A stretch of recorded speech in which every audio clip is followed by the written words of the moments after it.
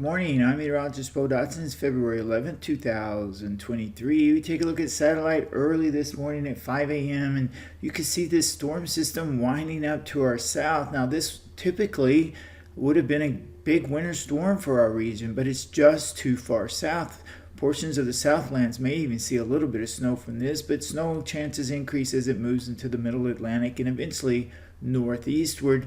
This will stay south of our region, but some of the clouds may clip portions of Kentucky, LBO, Murray, eastward as we move to today. Otherwise, I don't expect any weather concerns today, tomorrow, Monday. Rain chances begin to ramp back up Tuesday, and then a bigger storm system we're watching Wednesday night into Thursday night. That could bring showers and thunderstorms. Locally heavy rain not out of the question with that system. Severe weather risk, we're still monitoring it.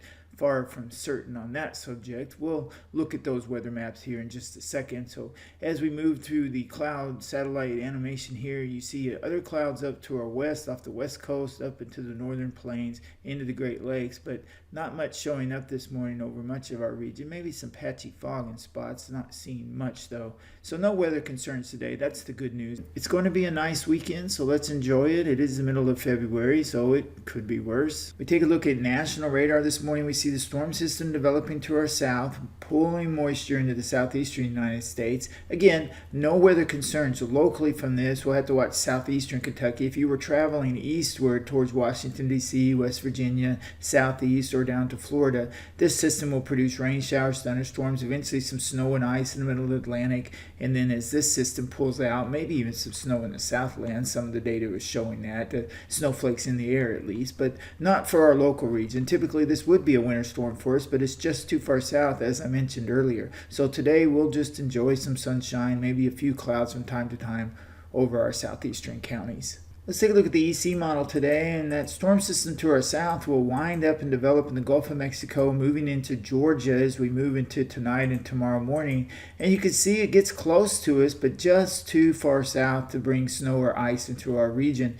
It will bring some wintry precipitation again, as I mentioned, to parts of southeast Kentucky, eastern Tennessee. This is a pretty good system for this time of the year, a southland system as I like to call them. Now that will move off the middle Atlantic as we move into tomorrow, taking all of its precipitation with it.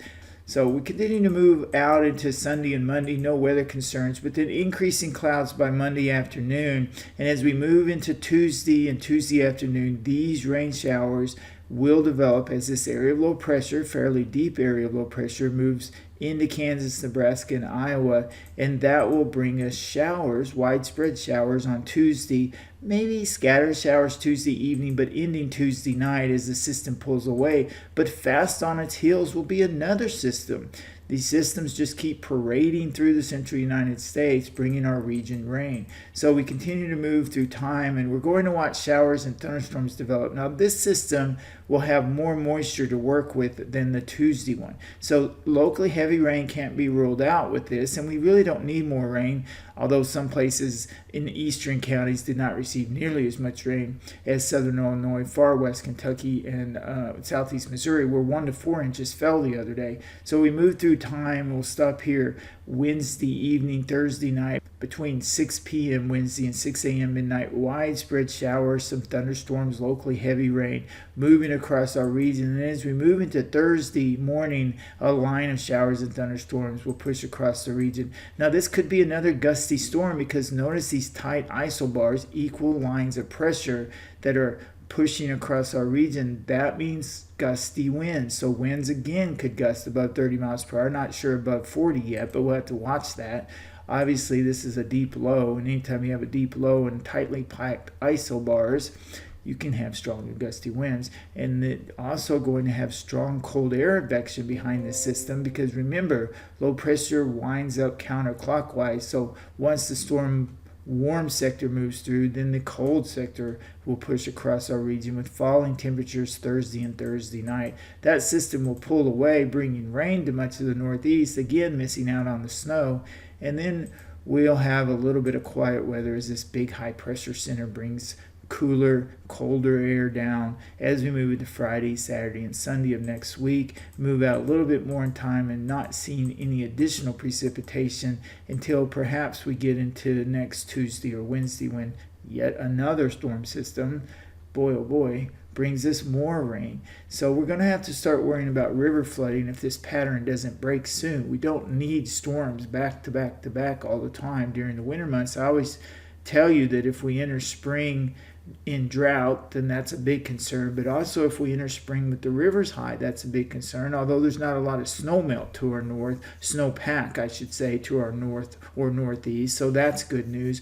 But if you continue to have heavy rain events and the ground is soggy, and then eventually we get a really big rain event with widespread 3 to 6 inches of rain, then we're going to have flooding of the river. So that's a concern. We're not there yet, but it is something that I'm monitoring. I told you the drought would break at about mid-December, and it did, and we would move into a rubber band effect where we would flip to the other side and move into a much wetter pattern, and that is what has happened. So now I do have concerns as we enter spring with flooding, and March outlook is showing above average precipitation as well. So we need to keep an eye on this. The big story right now is rain showers Tuesday, 1/10 of an inch to 1/2 an inch of rain, or probably less than 1/2 an inch rain. I think widespread 1/10 of an inch to 1/4 of an inch Tuesday, and then there may be some pockets where a little bit more than that falls. And then the Wednesday night and Thursday system, we'll have to time it. Some of the data shows it coming in Wednesday afternoon. Some of the data shows it coming in Thursday. I've centered it for now on Wednesday night into Thursday morning.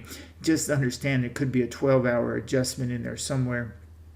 Locally heavy rain with that event, gusty winds. We could have more than an inch of rain in some counties once again.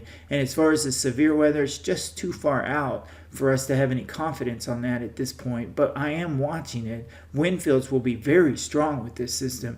But again, we'll have to see if we have any CAPE, available energy for thunderstorms to tap into. So I'll keep an eye on that. But enjoy the weekend. We've got a nice day today, a nice day tomorrow, warmer tomorrow than today. So tomorrow is the pick day of the weekend. Have a great weekend, everybody.